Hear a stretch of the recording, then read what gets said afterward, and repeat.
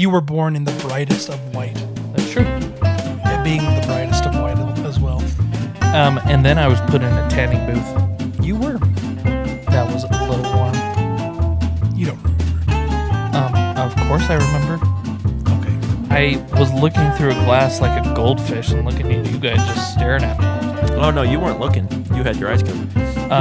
So you think they were actually transparent? No, I'm pretty sure they were covered because we used to play with it when you were using it. Well, you didn't know the passcode. You didn't say abracadabra that makes it a two-way mirror. In this story that we've now come up with where Josh is getting a suntan after being born, you had a vocally operated eye mask that only responded to the words abracadabra by 1 or 2 day old. By 1 or 2 day old. Yep. I see. I was quite intelligent. Who am I to say otherwise? And guess what? Chicken butt. Saved my liver. Saved your liver. Yeah, that's the whole reason I was in there. That's true. I have fatty. Me too. We don't want to mention that. That came from... It might have been saved, but then we ate too much. Let's just say this. Let's just say if I were a good liver and onion, I would be a really good liver and onion. The person who would eat it like a Hannibal Lecter kind of character would be like, this is the best liver and this onion is like I've ever a had. Wagyu steak. Wagyu beef. Just nice and let's think about this for a minute. Yes. It's Duck Dynasty. Duck Dynasty. We got on the topic of lights, mostly distract Joshua, but it distracted all of us. It did. And then we talked about Josh's delusional it's not delusional. infancy. And Everyone, then we went to good old-fashioned Cannibalism. Cannibalism. Yeah, well. Hey, we should talk about that. Hey, we did. I think we did. Listen to the Winnebago. The Wendigo? Wendigo. No, Winnebago. I just went Winnebago and Wendigo back together. I did that last time, too. Oh, nice. I still want to make a shirt with the Wendigo. I'm sorry. I really think it's hilarious. Hey, I think we can I do just like to point out that we haven't even done an introduction. People are still listening to the music right now. it. Hey. Welcome to the Twaddling Along Podcast. It's been a freaking hour. Shh. Oh, sorry. Welcome to the Twaddling Along Podcast, everybody. I am your host, Dan McBride, here with my brothers and co-hosts, one Joshua McBride. Oh, now people can look up my social security number, you jerk. I'll beep out the middle names. Okay, Joshua. It will make it sound like I'm swearing. I'm going to do that because I think that's hilarious. That is funny.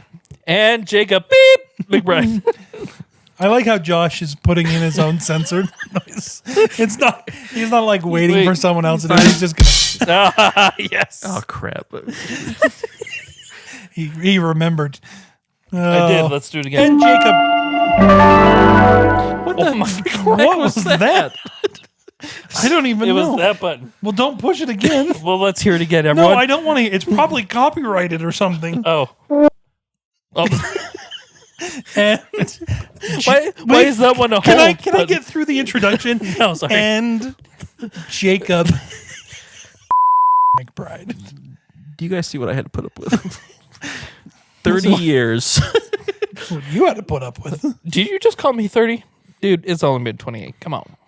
Oh, well, Soon enough, sir. And let's be honest, you're 32. I so say I had to deal with Danny before that. enough. So Yes, but now let's be completely frank with ourselves. who dealt with who? Who has a little bit more of a touch of the ADHD, me or Josh? I used to think Josh, but now you're starting to concern me, Danny. You know what? That is inconsiderate of our mentally ill Mine folk. is an ADHD. Mine is a touch of dementia. Oh, it does make sense. Hey, I'd just like to point out the AI photos that your wife posted. Of my kids. Yeah, and of you guys. You realize that you're in that photo, you would be like almost 50. I would be 50. That was the prompt, is that we made it so we were 50. Dan, you looked slightly older. Did you guys like my one where the witch's broom broke in I the did. sky? Yeah. I literally had that come up and I laughed at my own AI prompts. So now it's one of those things. So But your Man. children freaked me out. They freaked me out because they are almost too good. Especially my two oldest. Yeah. Those two pictures to me, I was like, oh, I could actually like see this being close to it. And then my throwback was so scary accurate it made me cry. I tried doing a throwback. Wasn't even close. Really? Yeah. They just put a sperm on the picture for me. Throw me back 20 years, and then it was just this floating thing. Thanks for that, Josh. Another part I got to cut out of this. This is going to be the most heavily edited episode ever. Disclaimer, this is an edited video because Josh can't keep his freaking mouth shut. We're going to edit out that freaking too. Yep. At this point, I'm going to beep everything that you say. I'm going to make it sound like you're the most foul-mouthed person. And it's going to be hilarious. That's next week's podcast. Censorship. I'm sorry. Some of my favorite YouTube videos are when they go in and they censor some of the kids' cartoons. And you're like, oh, wow, that can be... I'm not going to recommend any, but there's a Sesame Street one that the Count. is the funniest. The Count is hilarious. When the Count song's going off. Oh, my gosh. Yeah. They're bad. But are we talking about that today? What are we talking about? Who are we? What's the meaning of life? I'm a child of God. Oh, you are. Should I censor that part out too? I'm a child of what? Sacrilegious.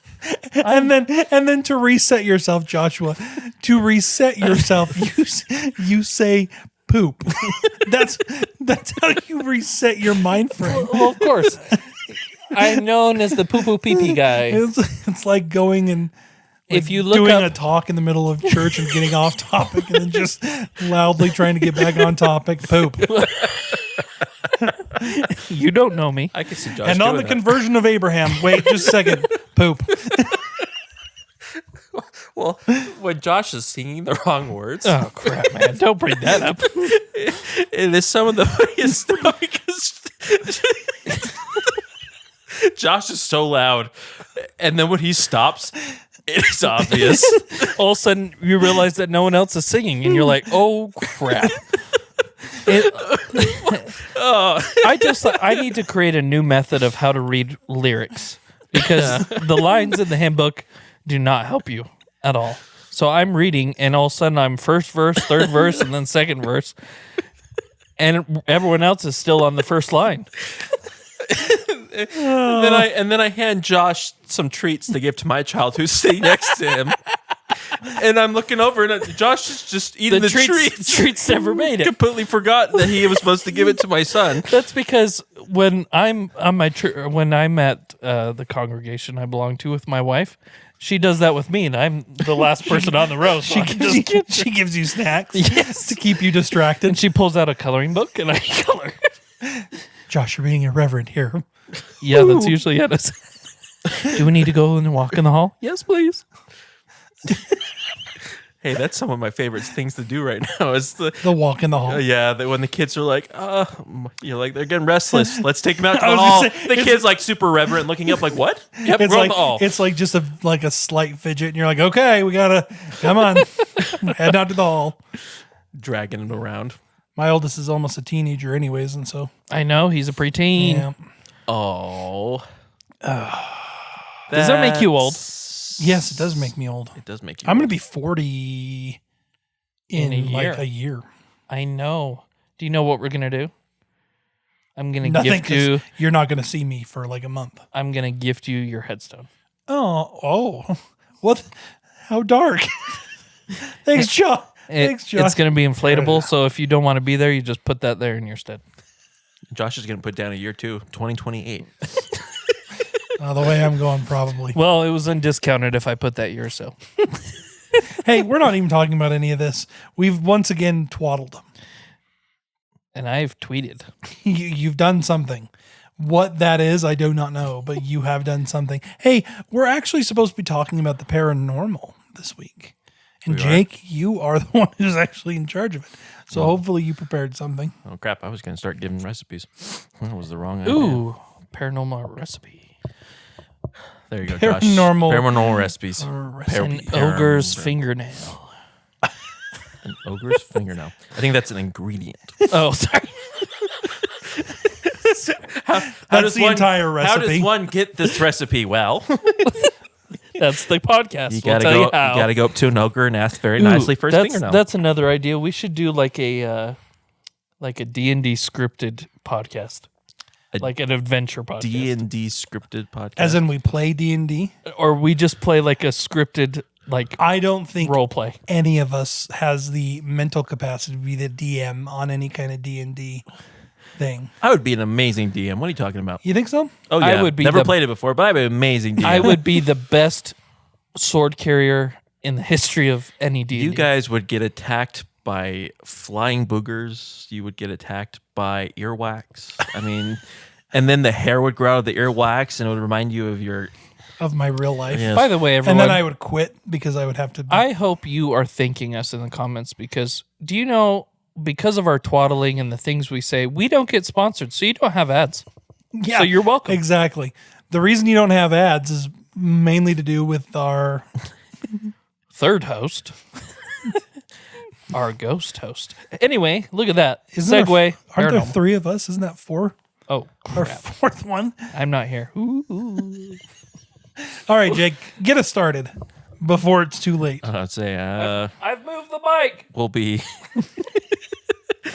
Doesn't seem to be helping us much. And go. Play. And I was trying to think of how to start this, Pause. but I got distracted. All right. So, as we talked about, this week is history. Da-na-na-na-na-na. That's not true. What? I just had like the biggest brain fart of my life. Oh, okay.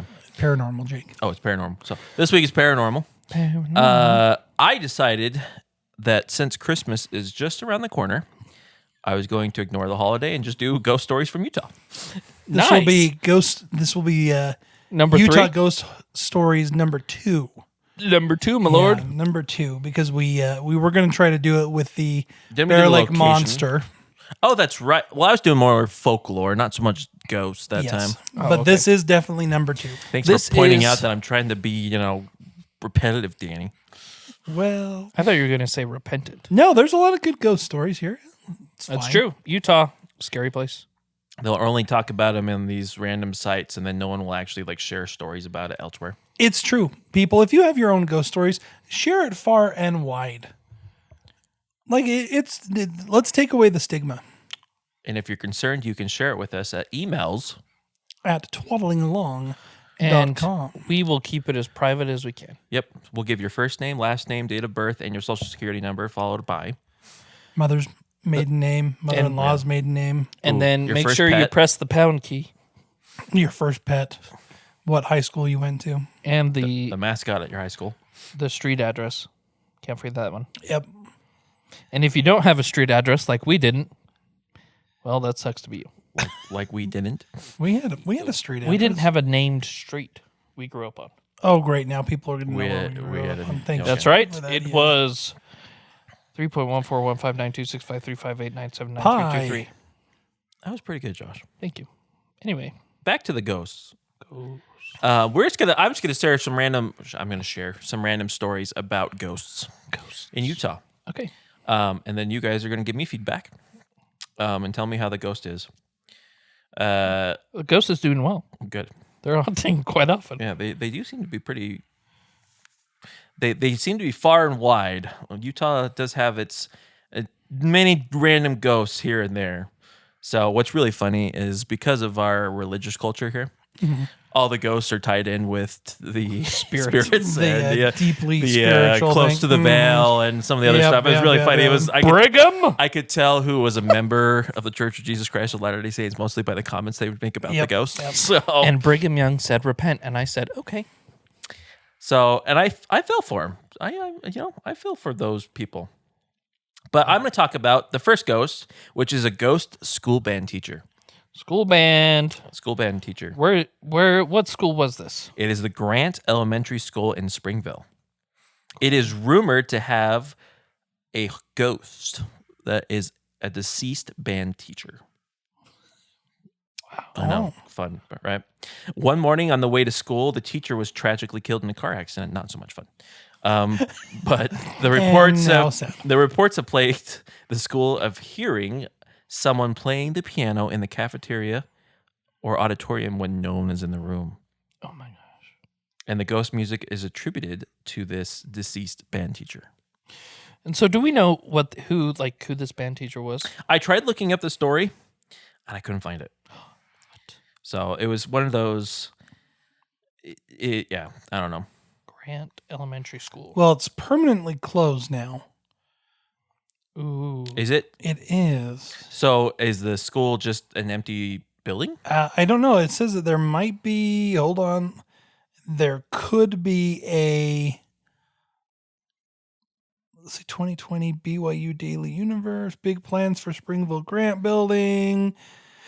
Community came together to give the abandoned building a second chance. Mountain Land Head Start is a preschool center with 11 locations. We are currently serving people in Springville. They are turning it into a preschool. Oh yeah, so that brand teacher can continue on with his So his piano methods. what a better way to do an old abandoned school than turn it into a preschool. I wonder if they pay him. Interesting. So here's my question. So how old is this elementary? Because it doesn't look that old. You're asking me if I did research on the building, and I didn't do any research on the building. So it might not be. I mean, it could very well be not that old, Yeah, I don't know. and so maybe this was more recent. But here's my serious question. Oh, wait. There was update.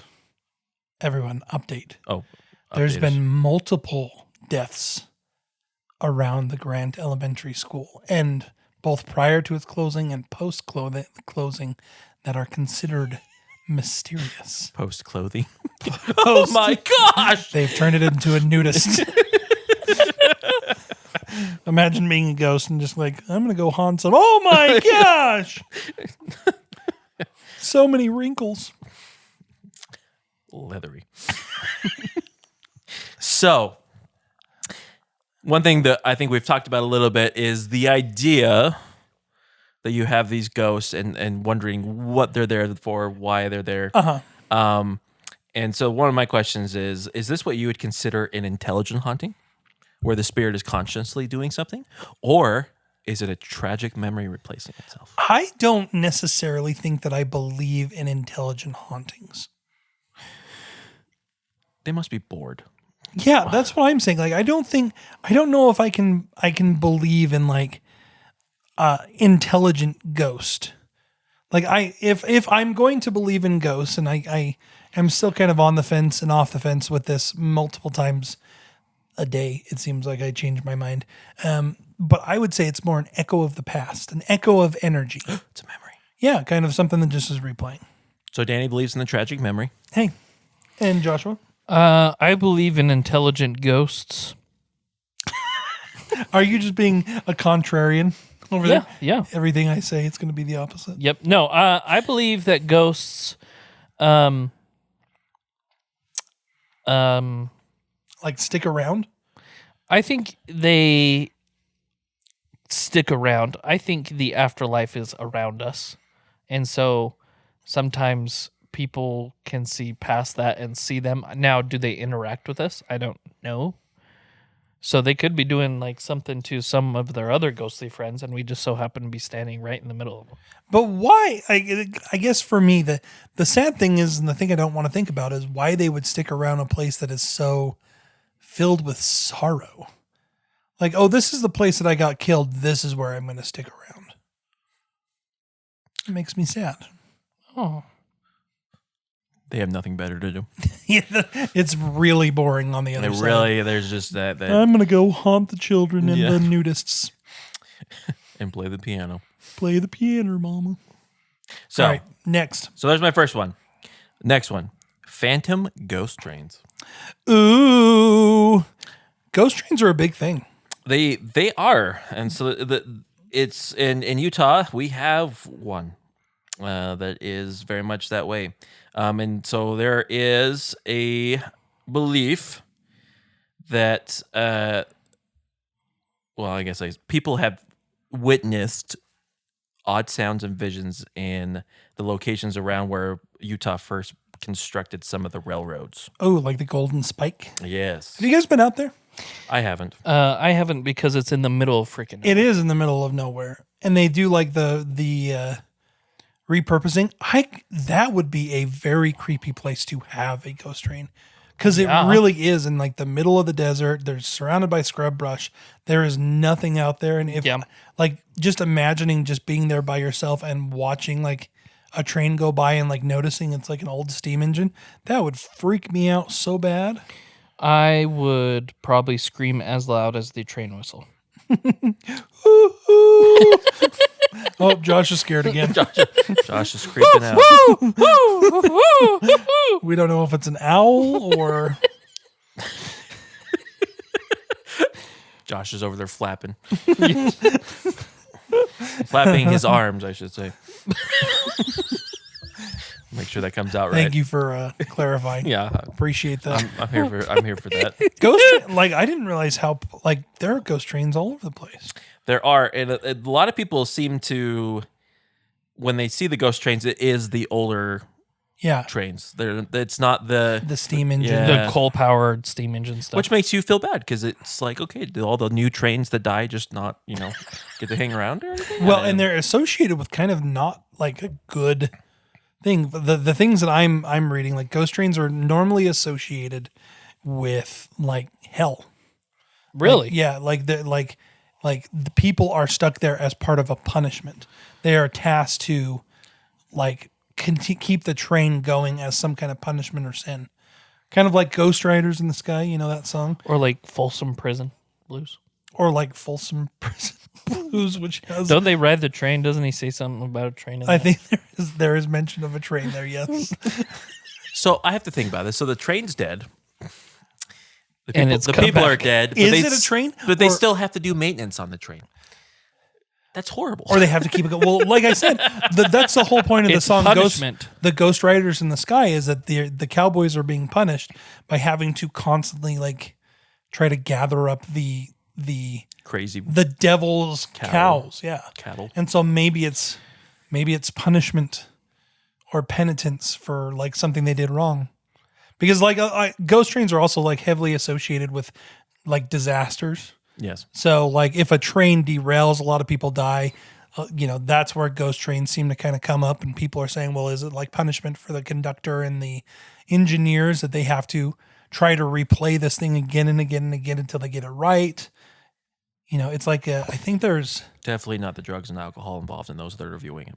well, maybe not. Well, shoot. Well, I'll just say this, and we'll be talking about this a little later, I think, is, Utah has a lot of like train lines that are now no longer like Yeah, they're dead. They're dead lines. they're dead lines. And so I wonder if that's a lot of where these ghost trains are, where, this railroad track's been here for 150 years, but it hasn't been used for, 100 plus more of it. And In the middle of nowhere. in the middle of nowhere, the dust pulls up and all of a sudden the dust rolls down the rail. Like I could see it. Could be. And this brings up a kind of an interesting thing that we can probably talk about more in some later podcasts, but some people think it's a glitch in time. Ooh, see, Ooh. That it's that idea that you are witnessing something from a different time period that From you the somehow past. gotta see, and sometimes even a future. like a fold in space. I have heard of that. Wasn't there an alien thing that happened where that occurred, where someone was driving and like they went into the future or the past? Oh, there's so many stories about that. Like creepy stories of people that and are they like could tell like cruising, exactly what went on. cruising through the Midwest, have to stop and get gas, go into a place, and people are just dressed a little older. And it's never like overtly like, oh, I just went back into the 1920s. Everybody's Yeah. in flappers. It's like, oh, I just went back 10 years. Yeah. And they'll like try to use like either like new technology that people don't have. And they're like, oh, they're just a little backwards, whatever. And then they try to go back and find that exact spot. And And it's, it doesn't it's- exist. It doesn't exist. Like, and what's even weirder is in a lot of these stories, it's not like it's been abandoned or it's like an old place everybody knows. A lot of times these stories are, no, there's been nothing out there ever. Yeah. Like this, what you experience could not have ever happened anytime in history. So it's creepy. So that would be a fun one to do. Is the what do they call it? Glitches in the Matrix, I think is Yeah. what it's kind of a common Something like thing. that. So I mean, there are people that they talk about it. That there is just some weird stuff that happen. So where you're here and then you're suddenly not where you thought you were, You're somewhere else. and just like, entirely. but my question is, So here we are witnessing the ghost train. What is the ghost train or the people in that quote unquote ghost train thinking if they got glitched through and are suddenly in a very different time period? That'd be terrifying. You like looking out and you're like, oh my gosh, Back to the Future. Well, I mean, what are they seeing? They're seeing just people staring at them. Yeah. people in different clothing. Yeah. The railroad track looks different. Yeah. Like they would be The front runners coming at them. They're like, oh no! For all those who are out of the state of Utah, our front runners are passenger our train. commuter train. Yeah. Kind of our bullet train. Our commuter train that goes up and down the Wasatch Front. So You guys ever ridden that? You rode it quite a bit, didn't you, Jake? I did. Yeah, when I was going to school. I rode it a few times. have not. I've done tracks a lot, but It was one of my favorite things because here I am a psychology major studying all these remarkable things, and I took abnormal psychology. Uh-huh. Sitting there in that train, you have a plethora of people with different backgrounds, and I would just take notes. test subjects. Like literally, I would take notes, write down questions, because like some of those people are not quiet, and they'll talk to you about anything. Like they'll sit across from you and start telling you their life story. And it's And one you're of like, those, you're whoa. like, please don't tell me the Yeah, I mean, I don't want to be a witness in your murder. Well, it's just like and then maybe that's something else we could talk about at some point. Is that some people will just need that release, and so when you have a listening ear, which for me, psychology major, you're learning to listen and help. It was really fascinating. I enjoyed it. So here's my question about the ghost train. Are these ghost trains like a physical phenomena or just like a sight phenomena? like can you go up and touch it? I don't know if Yeah. people have ever like tried to go up and touch it. There is one that I know of that is back in the east somewhere that's associated really heavily with a tunnel. Oh, Like people go through a haunted tunnel and they like see and hear like a train come at them every once in a while. And I know that there's been reports, and heaven only knows whether this is real or not, but reports of people being injured one way or another when that happens. And so, interesting. yeah, I don't know. I'd be interested to find out where these happen in Utah because I can also see like we also have a lot of mountains, and so is it just trains in a canyon and it's the echo of a train maybe further or back that your mind is trying to understand because it doesn't see necessarily a train present? There was a guy that he wrote an article and just talked about he grew up kind of in an area.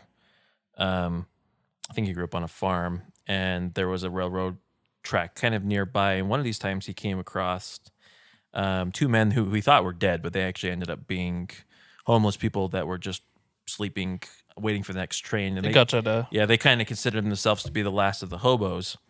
But one thing that he would sit and he would talk with them while they were waiting for the train and everything. And one thing they brought up is the idea of the phantom train, the haunted, the rails. And they said that it's an old black steam engine that ran on magic, and that it was only traveling at night. And it was 2 cars along with a caboose, 4 cars total, including the engine. And it was covered with a shimmering light like the stars in the sky that would fly off of it, as if traveling swiftly across the landscape. So Interesting. So it's one of those things. So Polar Express. Yep. So they were going to see Polar Express. Santa. So the dead-eyed dead children train. of Polar Express. Yes. That would be terrifying. Makes You know, more sense now. So our dad loves that show, Polar Express. Our dad? Yeah. Doesn't Dad like Polar Express? I know our sister does. And I tried to watch it the other day. It really is the CGI wasn't caught up to a point where that could be made. Their eyes are Dead. dead. They're creepy. It just makes you want to watch the Chipmunk Rescue Rangers Exactly. where they have the Seth Rogen character who can't look at anyone. Yeah, it kind of is. It's really interesting. I don't mind the movie. Like we watch it with my kids.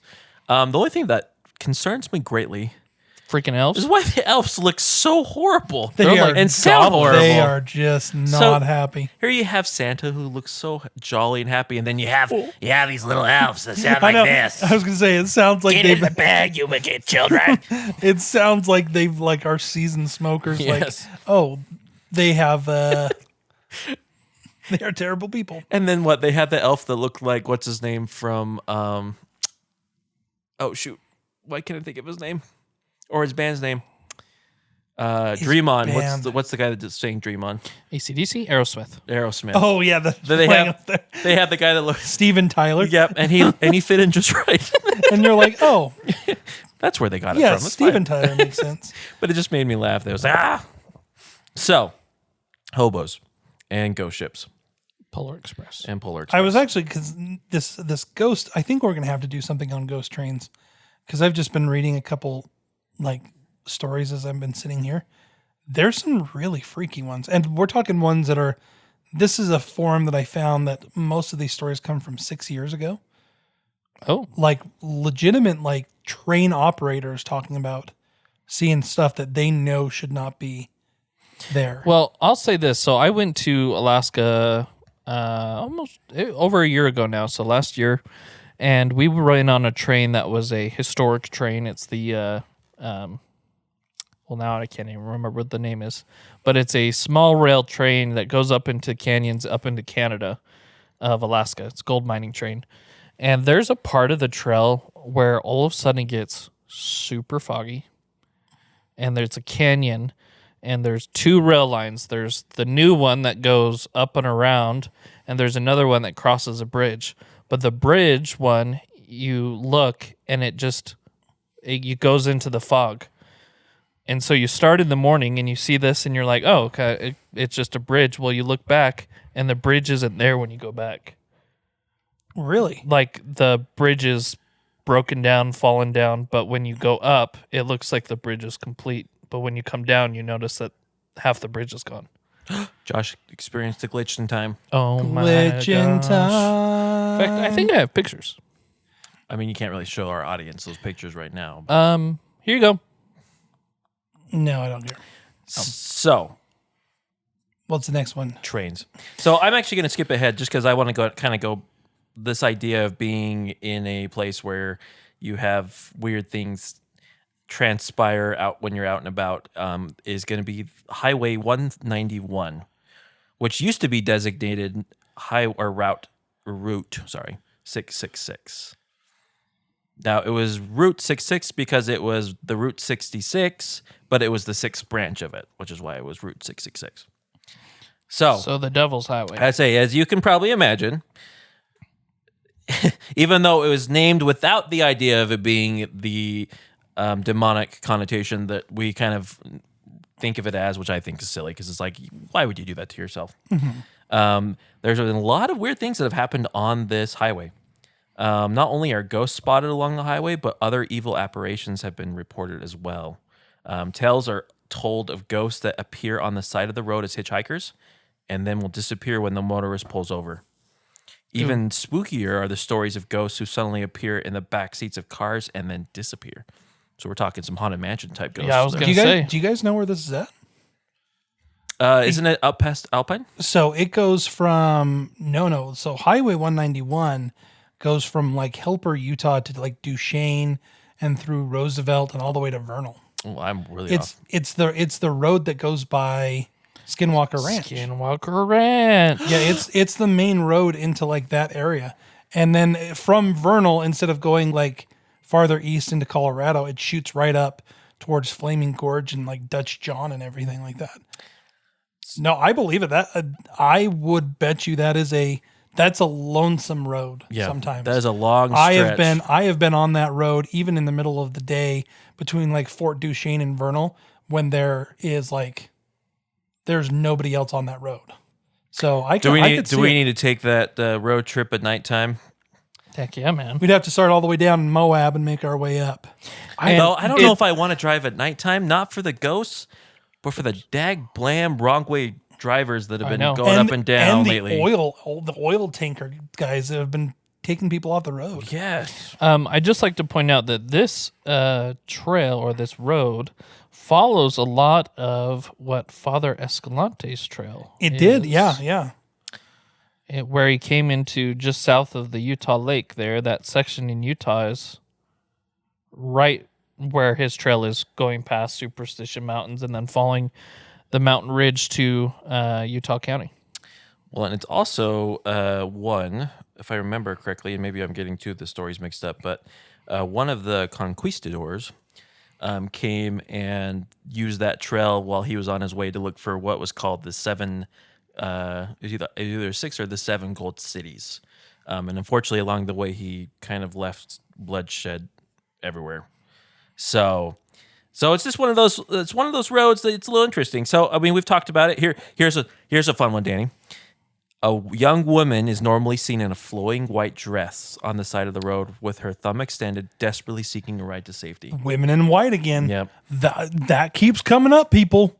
That comes up every time we talk about anything paranormal. There is this weird woman in white. No, once again, I've been on this road. I didn't realize that it was like Route 666. That's kind of interesting. Yeah, it's one of those. And here's the other thing that I want to point out. It's the main thoroughfare through Price, Utah, and Price is messed up. Well, we no love all of our people at Price. I was gonna say the Price has some good parts, but like it is a lonely, arid, sad part of the world right now. I mean, that's going through the reservation. That's going through some what I think there's a quote by Brigham Young when Brigham Young sent people down into the Uinta Basin originally. They came back and said there is no good there. I think we might have like even we brought it mentioned up that here. Walker Yeah. Ranch, I think. So like this road, it does not surprise me. So these white ladies, they actually will climb into these people's cars. Oh, crap. Yep. Don't like that. And then they will be driving, and then they'll look back, and they're not there anymore. So they've described them as being not only that the woman in white, but also describe her as a bride who is weeping, and then admits that she's died, and things like that. Oh my gosh! And is searching for her way home, and things like that. So there's some fun things. As we just talked about with Skinwalker Ranch, there has been Skinwalker sightings along this route. UFO sightings, it looks like. Drivers will see animals running impossibly fast alongside their vehicles, keeping up pace at highway speeds. These creatures often have disturbingly human-like eyes that seem to stare directly into the souls of the frightened passengers. Oh my gosh. Menacing black sedan. So out of nowhere, a sleek black car appears in the rear view mirror, closing the distance with alarming speed, and the phantom vehicle aggressively tailgates drivers, flashes its headlights, and refuses to pass even on straight stretches. Really? Yeah. Government. So you have the terrified motorists who pull over to let the this go, but then it will just kind of drive past and vanish. So some believe the driver is a malevolent spirit collecting souls, while others insist it's the devil himself behind the wheel. You know what's really funky? We have two. I was just looking at the Route 666. There are 2 Route 666s 6I. that go through Utah. There's Route 191, but there's also Route 491. 491? Yeah. They both were that way. Yeah. Oh my gosh. Some more things that happen along this stretch is missing time or memory gaps. See, Something strange happens to certain travelers on this isolated stretch of highway. They begin their journey expecting a 2-hour drive, but somehow arrive 3 or 4 hours later with no memory of the extra time. I don't like that. So others recall starting the trip in the daylight, but suddenly finding themselves in complete darkness within miles of the road. No. And the phenomenon resembles alien abduction stories, No. where victims experience unexplained gaps in their timeline. Dashboard clocks seem to jump forward inexplicably, leaving drivers confused and deeply unsettled by the experience. I don't like it. Hellhounds chasing vehicles is also a very popular myth with this route. So a pack of savage dogs appear from the darkness, charging at the vehicles with supernatural speed and fury. So, do you guys want to hear something really crazy? What? One of our ancestors was a freight liner back in the 1800s. A worker on a freightliner, hopefully. No, I shouldn't say freight actual- liner, like a freight An actual freightliner. That explains our size. freight wagon, a wagon freight person. Kind of like a...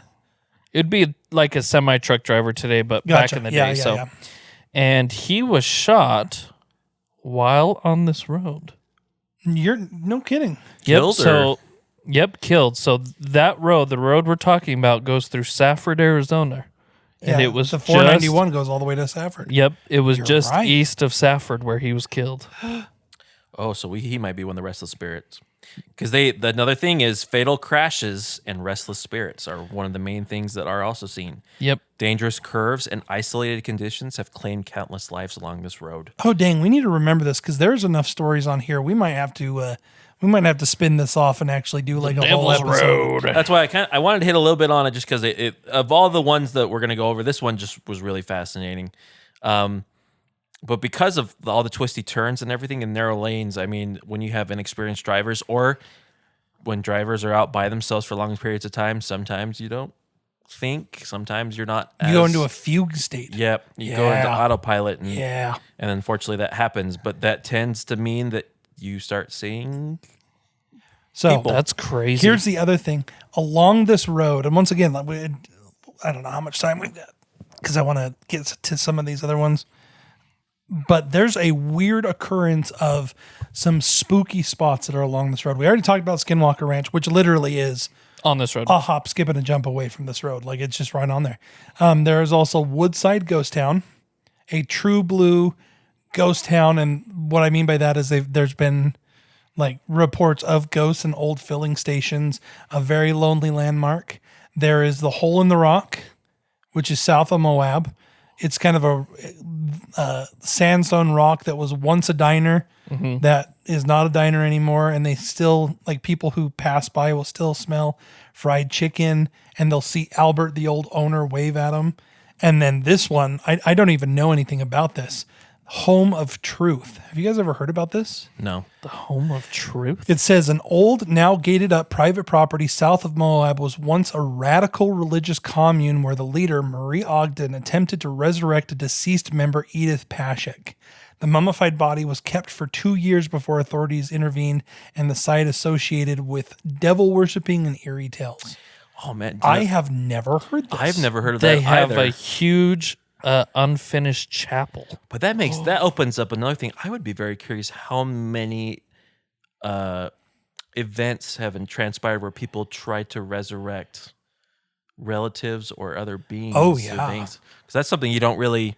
I don't hear a lot about. I mean, you hear about like the sacrifices back in the day for other things. Sure.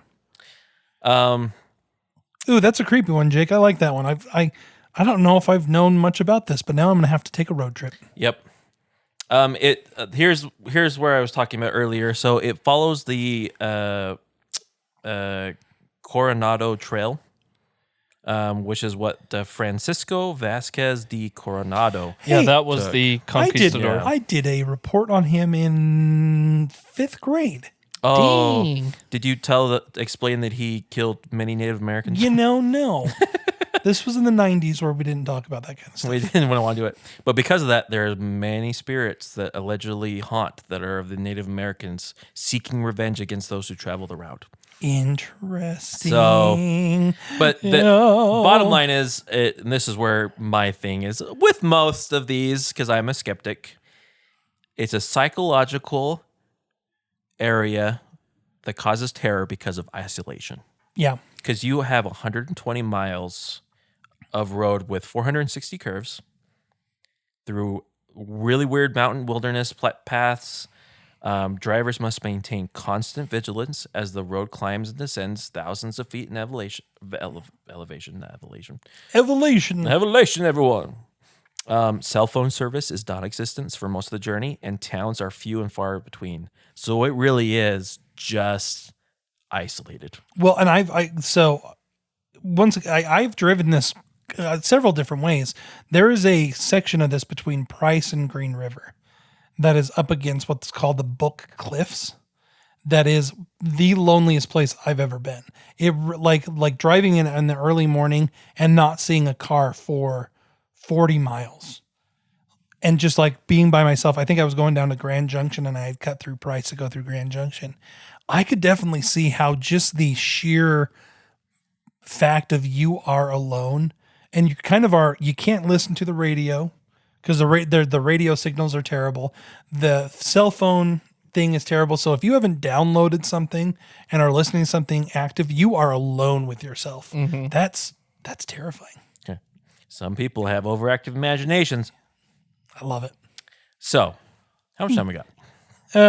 Josh, how much time do we have? How much time we got? Let's look, everybody. Don't turn it off. That would be hilarious. We're about 7 minutes till closing. Okay. Only 7 minutes? We'll go about 20 because we faffed around at the very beginning for a little bit. All right. Daft. Yeah. So, then if we're going to do that, I'm going to talk about the moving ghost chair. The what? The moving ghost chair. And where is this moving ghost chair? It is at Brigham Young University. BYU. Specifically in the Harp Archive Room in the Harold B. Lee Building Library. Ooh, here it is at the Mazer Building. So, Interesting. one morning, the librarians discovered that a chair wasn't supposed to be there. It was a high, straight-backed chair with an upholstered seat. Unlike the wood seats of the other chairs, no one could account for where the chair came from or who placed it there. The chair was moved out of the harp room and placed in the hall, but the next morning, the employees found the chair had been moved back into the room. This happened each time the chair was moved into the hall. What makes the story even spookier is that the door to the harp room could only be opened by key in a numeric code, a code only the staff knows. Which makes you go, well, it sure wasn't the staff. So when they say harp room, are they literally meaning like 4 harpists? It probably is. Harp. No, Let's see. Harp archive room. Creepy. Either that or it's like someone who's doing a lot of research and is like, I'm not going to sit on these wooden chairs. I need something more. I need something upholstered. Something upholstered, and keeps bringing it in. And every morning he goes back to his room and he's like, oh my gosh. So, there are, with some of the stuff, janitors and others have reported hearing strange noises or experiencing ghost-like occurrences in parts of the library. Even though the library employees say the tale is told for fun, according to the communications director there, of course. I'm sorry.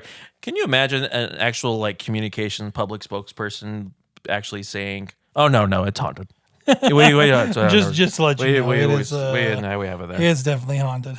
So, the librarian has said that an old-looking chair randomly appears in one of the harp rooms, and it just keeps reappearing. But they said, I have had students who have told me stories that they saw a ghost, or they heard footsteps, or someone touched their hand while they were turning the light off. Ooh. That's creepy. Doesn't she also go on to say that she thinks it's completely bogus? Yep. But I'm reading an article right now of a graduate's thesis done on the ghost in this room. And it was accepted. And he came in as a non-believer, but left as a believer throughout the process. Is that the guy that kind of he gets different evidences and he tries to corroborate with what people see? Well, he did that, but he also recorded the freaking room. And the chair did just kind of start fucking things. And then he went and sat in the chair during his recording, and he said the temperature ranged between 20-degree differences while he was sitting there. And then he also said that he ended up doing some research, and the building itself, the Mazer building, which is at the Harold B. Lee Library, was built on a cemetery. Ew. And 30 bodies may have been remained under the building, especially under this certain room. There's accounts that those are where some of the bodies they did not take over or dig out. So, moral stories: we got to stop building on cemeteries, people. Come on, think about it. Was this Seaver? yeah. Okay, because he also said that while he was recording in the room, he said you could definitely feel that you weren't alone. Yep. He's like, it looks like someone's looking at you. And he said that he tried communicating with the ghost, and all he recorded was a strange growling sound. Which is another thing. There's actually a ghost dog at BYU as well. Yep, I saw Ghost that. dog? And it literally have documented paw prints in look. In like cement and stuff that they cannot explain. So that one it dwells within the dark cemented walls of the level 0 in the Harold B. Lee Library. So it's all in the same building. It's a library. You just can't go in there. Don't go into libraries, Don't people. go into libraries. Don't just knock it off. We're fine now. All right, Jake, I think we've got time for, shall we say one more? One more. Ooh, let's see here. If we're going to do one more. Oh, there's some different ones. I'll do one that has a little bit more information on it. Ooh. It is the... Let's see here. Oh, wait. Why am I missing it? Where is it? Dun, dun, dun, dun. Where This is anticipation, people. Is it? The anticipation. This is sad because I oh, here it is. Danny just smacked his toe. No, I knocked His my mic mic into my In face. his face. That's what happens when you guys, just kind of lounge while you're talking. You just tugged on my Sorry. headphone. I think Sorry. he did it on purpose. So unprofessional. Sorry about that, everyone. So, the grave digger's ghost that haunts Great Salt Lake. I've heard about this. So, the Great Salt Lake is one of the most highly recognized landmarks within the state, and the area is not without its own Utah ghost stories. Legend states that Gravedigger was exiled to one of the lake's islands after it was discovered that he exhumed corpses and stole their clothing and jewelry. His ghost is said to wander the shores of the lake. The story is made even more eerie by the fact that after his exile, he simply disappeared and his body was never found. Now, this person's name was John D. Baptiste. Jean Baptiste. So he was alive in the 1860s, and it was around the 1860s that they started having a weird thing come up where over a 3-week period, there was a bunch of grave robberies. Interesting. So they kind of let me see here. They had some people that were tracked down and killed by Porter Rockwell. Of course. Another person that would be really funny to talk about. And then initially they were taken into custody and then killed the following morning, alleging an attempted flee. So what that has to do with the story, I'm not sure. Oh, wait. About a week later, Clausen's brother George came down to town to exhume the body and rebury him in the family plot in Draper. Upon opening his brother's coffin, he found the body naked. So Clausen and Heath asked the cemetery sexton about the situation, and he suggested talking with the cemetery gravedigger, John D. Baptiste. And it is Jean because he's Italian. So while they were at the home, the two noticed boxes containing sickening heap of flesh-soiled linen. Ooh. And funeral robes of people who had been buried in the city cemetery for the past several years. Unfortunately, this included not only adults, but children and infants. So what he had done is he just went through and it is suspected, even though he only said he robbed only a dozen or so, is suspected that he actually robbed about 300 graves over a 3-year period. So after this confession, they took him. Brigham Young addressed the people and told them that it was better for him not to be killed. It was too easy. Well, and I think we probably need to do just a slight cultural thing. Yeah. So when people of the Church of Jesus Christ of Latter-day Saints were buried in what we would consider to be like sacred clothing. And so the reason there was such a huge outcry of Jean Baptiste is the bodies were stripped of this clothing. And so people were actually fearing for their own like salvation of their passed away loved ones. Like, oh, are they going to be able to, be resurrected in the end of days or whatever? And so like there was real concern of like pure mob justice. Yeah, they wanted to kill him. They were going to like string him up and kill him. Yep. But instead, Brigham Young said to make him a fugitive and a vagabond upon the earth. So they took him. They tattooed the words grave robber on his forehead. Can you imagine if we did that to, most of the criminals I've seen sometimes are really tatted up anyway. But can you imagine just getting the extra tattoo of the crime you committed on your forehead? Yeah. And then they threw him out to the Antelope Island. No, it's actually just Fremont. north. Yeah, Fremont. They threw him to Fremont. See, there you go. They're here to correct They me. were originally going to go do Antelope Island, but Antelope Island is pretty darn shallow. People can literally like walk To from Antelope Antelope Island to the mainland, and so they put him on Fremont. So while he was there, he met up with a Henry and Dan Miller, who were brothers that kind of took care of the cattle of the Fremont Island. They agreed to transport John Baptist by boat to Fremont Island and allow him to remain there alone with their cattle. And then after 3 weeks on the island, the Miller brothers checked in on Baptist, and he seemed to be getting along quite well. So, he seemed to be doing okay for himself. Well, 3 weeks later, Baptiste was gone. The brothers found that part of the shack that he had been at had been removed, and one of their cows had been slaughtered, and the hide had been cut into strips. So Baptiste had made a raft of the wood from the shack and the hide of the cow. So it is not known what happened to him, but there are some that believe that he just escaped to Promontory Point and caught a railroad.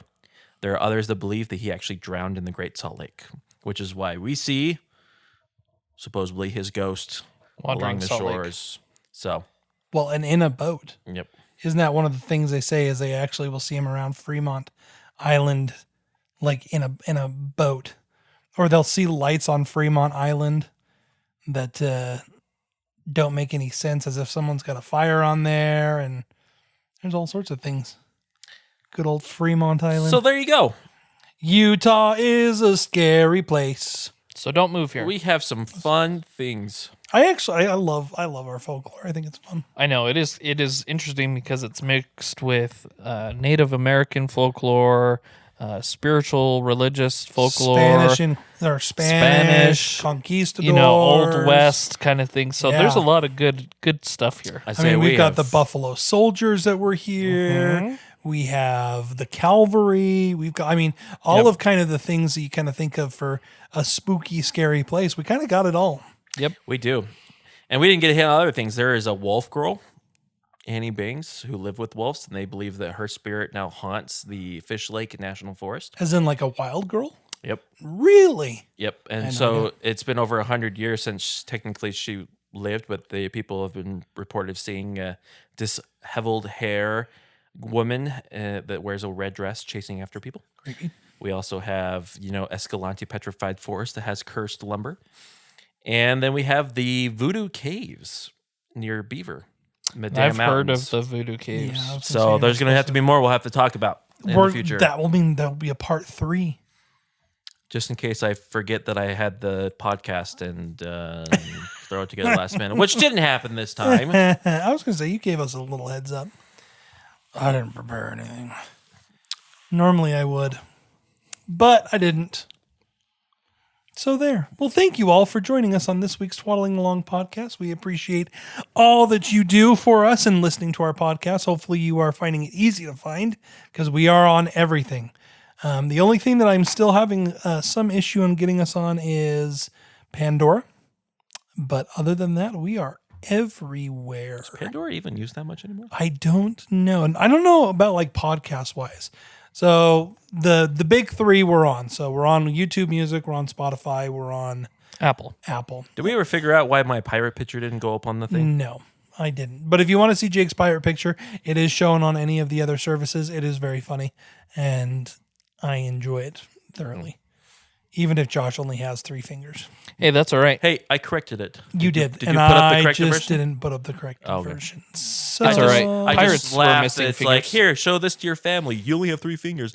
You didn't want to appreciate anything else in the picture. No, just we the loved. fact I that- loved it, and everyone loved it. So Josh also had 2 pirate patches, eye peg patches legs on, and peg legs. both peg legs. And and was he was swinging through the air.